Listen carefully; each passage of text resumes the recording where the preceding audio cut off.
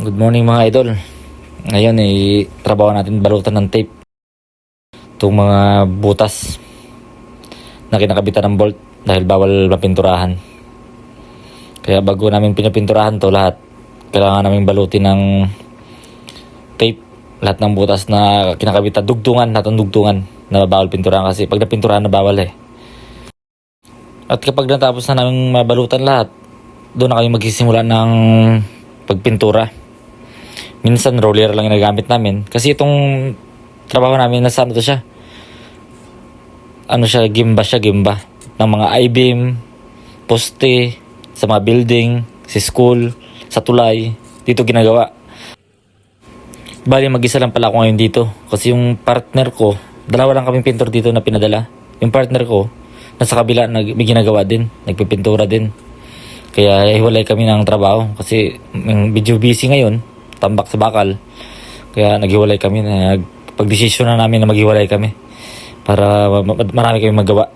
Kasi kapag natapos agad to, kinukuha agad ng truck, sinusundo agad para i-deliver na sa mismong nag-order. Ito mga idol, sinimula ko lang iwas-iwas, mabilis ang pahid lang. Bali ang gamit pala namin dito, primer siya, anti-rust paint. Kaya kahit manipis, okay lang. Basta matamaan ang lahat. Para anti-kalawang lang gamit namin pintura.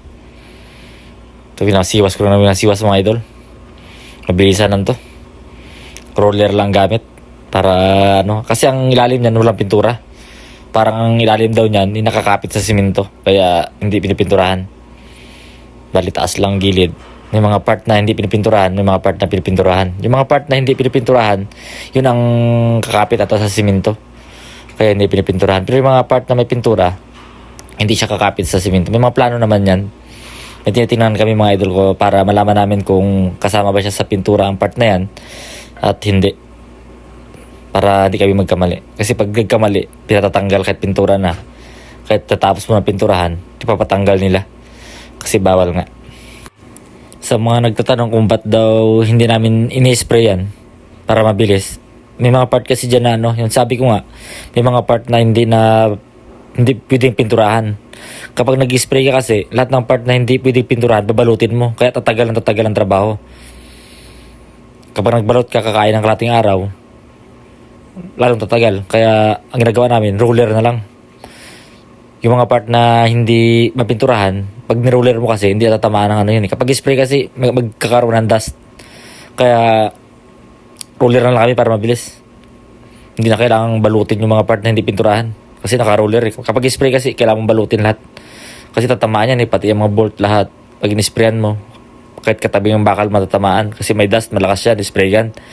Kaya kami ginagawa namin roller para wala ng dust. Pahid na lang kami ng pahid. Ito mga idol, pagkatapos ko, pasyalan natin yung kasama ko. Dahil nagpipintura din siya ngayon. Kung anong sitwasyon niya doon. Tingnan natin si Budi. Dalawa lang kami pintor dito na pinadala. Bali, part-time kami dito Pinadala lang kami kasi yung pintor nila umuwi sa Pilipinas. Kaya kami ang pinadala ng amo namin. Ito na siya mga idol. Nagwawasiwas na si Budi. Tapos sa gabi, nagluluto siya. Maramihan.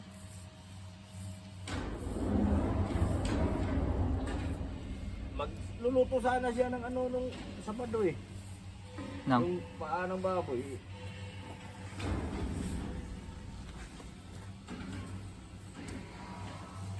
Parang hindi na siguro yun na niya.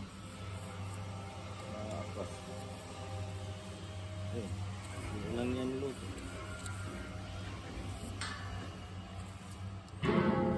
Hinabol niya kasi yung simba niya. Yan nga hindi nakatulog. Tayo mo ilalim ba?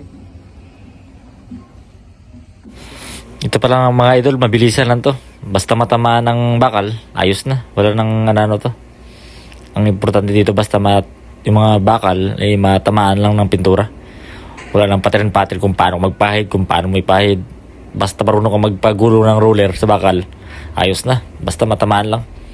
Kasi ang importante matamaan para yung kalawang maiwasan natin. Matagal siyang makapitan ng kalawang kasi meron siyang pintura. Dami na natapos nating trabaho ngayon. Hanggang dito na lang video ko mga idol. Maraming salamat sa panonood at magandang araw sa lahat. God bless mga idol.